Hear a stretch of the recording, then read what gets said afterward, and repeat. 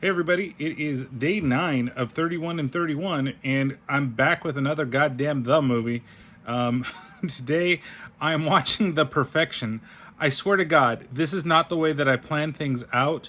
There are just a lot of cult movies for some reason. So, I'm going to try my hardest here with this one to really do this spoiler free, because I think that there is a good enough twist in this movie to where it even caught me kind of off guard. But I need to hit certain bullet points talking about it because of the way the film is. So, what is the basic premise of The Perfection? It's available on Netflix right now. I think it's a Netflix technically original or something like that, so it might be on there for a while. But The Perfection is basically about this girl who, in the beginning, her mom passes away, and she used to be at this prestigious cello school.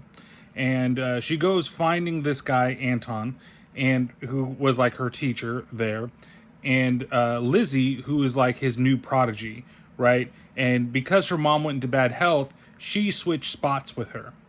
And so she goes to Shanghai and meets up with her, and they actually end up kind of like falling for each other. And after a night of like partying, whatever, they sleep with each other, and then they go off on an adventure in China. But that's not what the movie's really about. The movie is about cults. It really, really is. And in the beginning, I was like, this is listed as cults, but for the first 20 minutes, I don't see any fucking cults. Don't hear about no cults. Oh, there's a fucking cult in this movie. And it comes, I wouldn't say out of the middle of nowhere, but it just seems like it's just all of a sudden happens.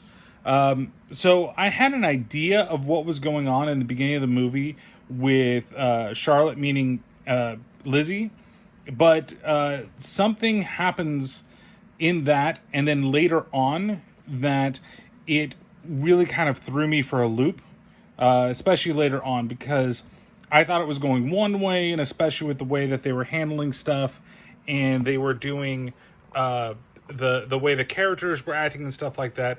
It actually kind of got me, and I was like, oh, okay, that's great. That's a lot better than whatever I was expecting it to be.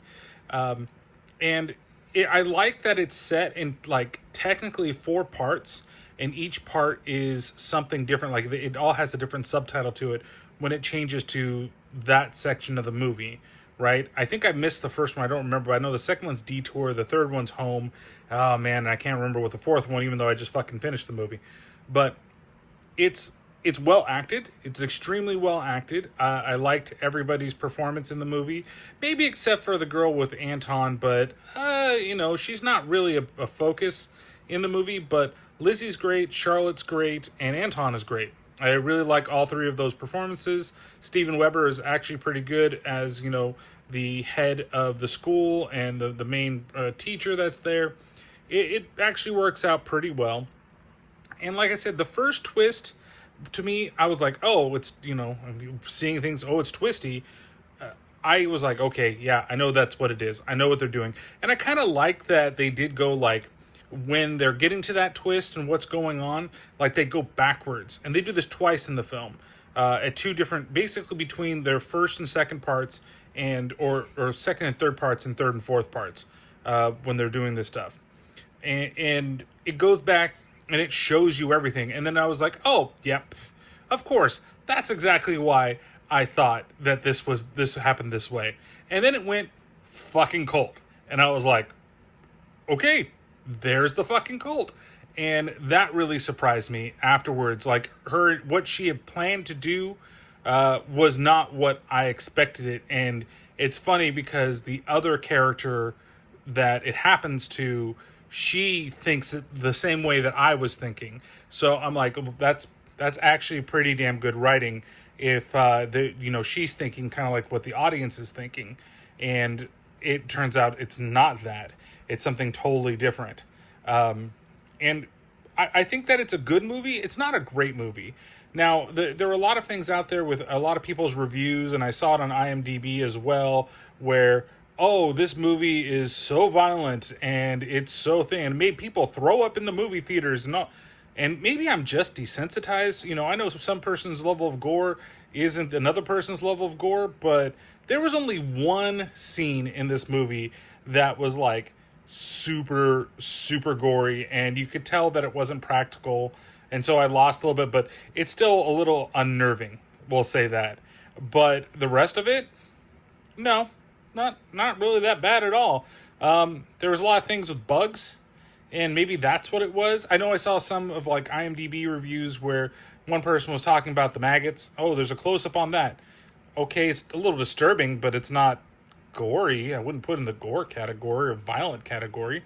And there's some nudity in it, but it's not anything. You don't really see anything. It's just more like shapes of bodies. It's more like the side boob hour, and then the blurry person hour. That's kind of what you get.